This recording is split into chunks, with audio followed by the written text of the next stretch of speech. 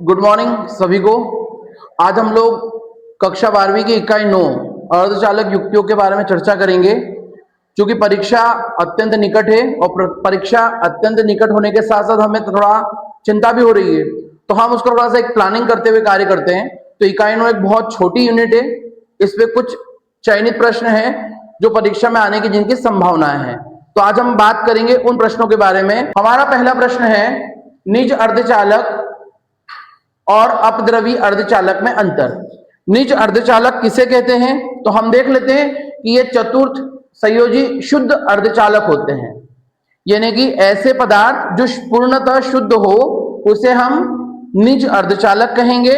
और यदि उसी निज अर्धचालक में यदि अशुद्धियां मिला दी जाए, यानी कि त्रिसंयोजकता वाली या 5 संयोजकता वाली अशुद्धि मिलाएंगे, तो यहां हमें समझने वाली बात है कि 3 संयोजकता मतलब ऐसे तत्व जिनकी संयोजकता 3 है और ऐसे तत्व जिनकी संयोजकता 5 है।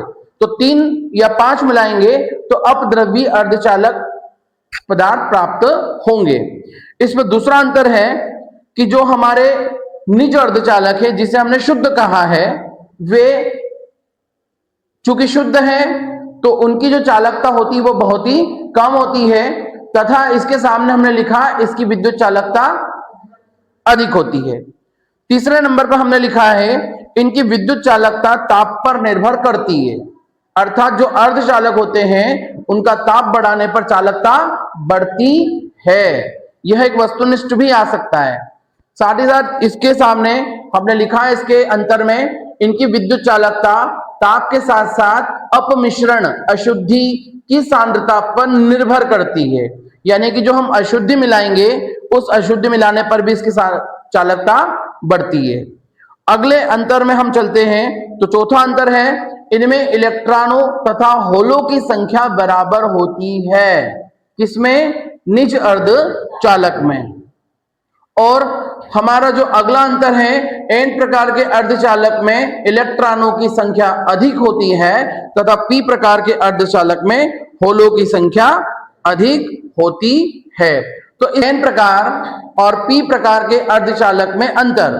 तो एन प्रकार का अर्धचालक में आपको लिखना है कि जब शुद्ध अर्धचालक में 5 संयोजकता वाले परमाणु, शुद्ध अर्धचालक में 5 संयोजकता वाले परमाणु कौन है? एंटीमनी, आर्सेनिक आदि की अशुद्धि मिलाते हैं तो हमें कौन मिलेगा? एन प्रकार का अर्धचालक। और यदि शुद्ध अर्धचालक में 3 संयोजकता वाला परमाणु जैसे एल्यूमिनियम, बोरॉन आदि की अशुद्धि मिलाते हैं तो हमें कौन मिलेगा? पी प्रकार का अर्धचालक। इसी प्रकार हम अगले अंतर में आते हैं तो जो एन प्रकार का होता है इसमें बहुसंख्यक धारावाहक इलेक्ट्रॉन होते हैं, यानी इसमें इलेक्ट्रॉनों की संख्या ज्यादा होती है। वहीं पी प्रकार में बहुसंख्यक कौन होते हैं? धारावाहक होल होते हैं। चूंकि इनमें जो अधिक संख्या है और जो बच गया वो अल्पसंख्यक, तो अगला पॉइंट हम बनाएंगे इसमें अल्पसंख्यक धारावाहक होल होते हैं और इसमें अल्पसंख्यक धारावाहक इलेक्ट्रॉन होते हैं।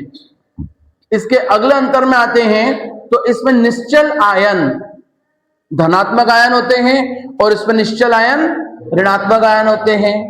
और अंतिम पॉइंट जैसे हमने बात की थी कि एन प्रकार में इलेक्ट्रॉनों की संख्या अधिक है, तो वहां हम लिख सकते हैं कि इनमें अर्थात एन प्रकार में इलेक्ट्रॉन की सांद्रता होलों की सांद्रता से अधिक होती है या कम होती है?